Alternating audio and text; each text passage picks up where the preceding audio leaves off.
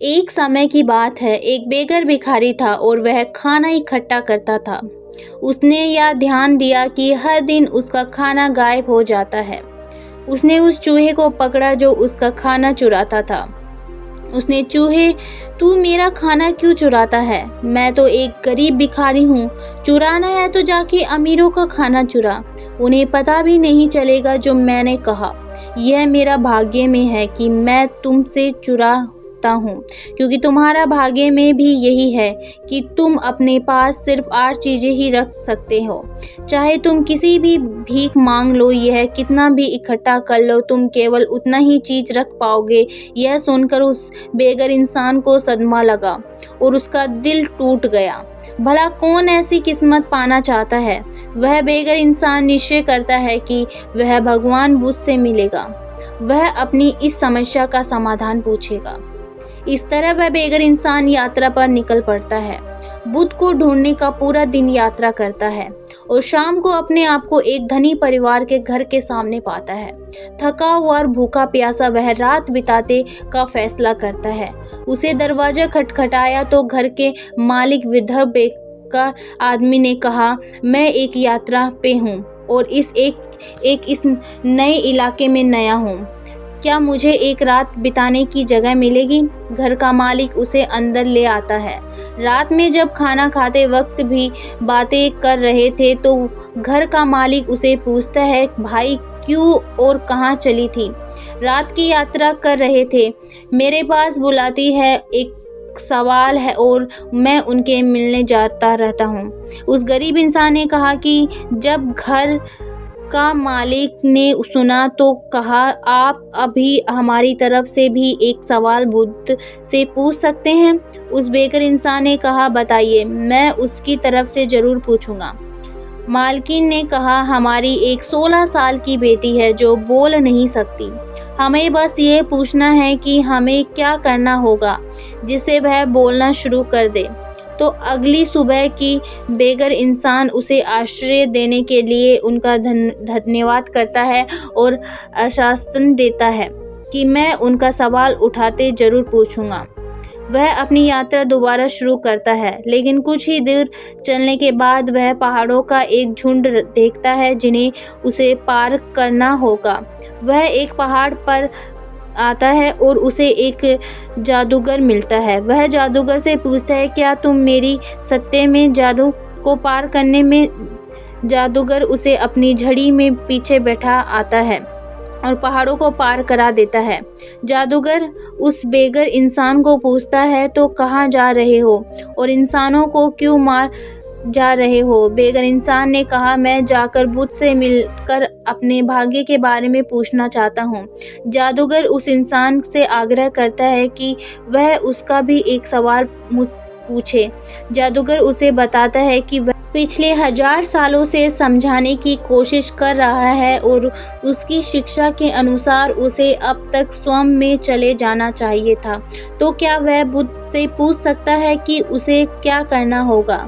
स्वर्ग जाने के लिए वह बेघर इंसान खुद से सवाल पूछने का वचन देता है और आगे बढ़ जाता है। कुछ घंटे चलने के बाद उसे एक आखिरी रुकावट मिलती है, एक गहरी नदी जिसे को पार नहीं कर सकता, लेकिन सौभाग्य से उसे नदी के किनारे एक बड़ा कुआं मिलता है जो उसे नदी पार करवाने का फैसला करता है। जब नदी पार करने होती है तो कछुआ उसे पूछता है कि तुम कहाँ जा रहे हो? उतने बुद्ध ने मिलने जा रहा हूँ और मैं इनके एक सवाल पूछ लूँगा। अपने भाग्य के बारे में देखा नहीं था कि कछुए से कहा। यह सुनकर कछुए ने कहा, क्या तुम मेरे लिए उनके एक सवाल पूछोगे? मैं पिछले 500 सालों से गगन बनने की कोशिश कर रहा हूँ। मेरी शिक्षा के अनुसार मुझे अब तक ड्रैगन बन जाना चाहिए था। क्या तुम खुद से पूछ सकते हो मुझे क्या करना होगा? ड्रैगन बनने के लिए वह इंसान नदी पार कराने के लिए कछुए का धन्यवाद करता है और उसे आश्वस्त करता है कि मैं उसका सवाल पूछूंगा। आखिरकार वह पहुंच जाता है वहां जहां बुद्ध रहते थे। वह भिखारी मठ के पास होता है और एक गहरी लंबी सांस लेकर सोचता है, आखिर आज मुझे महान बुद्ध से उत्साहित और आनंदपूर्वक मन से के अंदर आ जाता है। वह बुद्ध को प्रणाम करते हुए कहता है, मैं एक गरीब इंसान हूँ और दूर के देश से आपसे कुछ सवाल पूछने आया हूँ। क्या मैं आपसे एक सवाल पूछ सकता हूँ? बुद्ध ने कहा, हाँ बिल्कुल पूछ सकते हो, लेकिन मैं अपने सिर्फ 3 सवालों के जवाब दूंगा। केवल 3? वह इंसान हैरान, उसके पास तो 4 सवाल थे। उसने पूछा से कहा, लेकिन मेरे पास तो 4 सवाल हैं। बुद्ध ने कहा, उत्तर नहीं दिया। पेपर ध्यान में बैठे रहते तब उसे बेघर इंसान को बड़े ध्यान से सोचा। पहले तो उस कछुए के बारे में सोचता है। बेचारा कछुआ 500 सालों से है उस गहरी नदी में ड्रैगन बनने की आस में। कितनी मुश्किलें होगी उसकी ज़िंदगी उस गहरी नदी में। फिर वो जादूगर के बारे में सोचता है जो 1000 सालों से जी रहा है। स्वर्ग में जाने की कोशिश करने में वह बेघर इंसान सोचता है कि 1000 साल तो बहुत लंबा समय होता है। अब तो उस जादूगर को स्वर्ग जाना ही चाहिए। आखिरकार मैं उस लड़की के बारे में सोचता है जो अपनी पूरी ज़िंदगी जीने वाली है बिना कुछ बोले। वह सोचता है कि बिना कुछ बोले कैसे वो लड़की अपनी पूरी ज़िंदगी जिएगी। यह तो क्रूरता है, यह तो पाप है। फिर वह अपनी तरफ देखता है और सोचता है कि मैं तो बस एक भिखारी हूँ। मैं वापस अपने शहर जाकर भीख मांगना जारी कर सकता हूँ। मुझे इसका आदत है।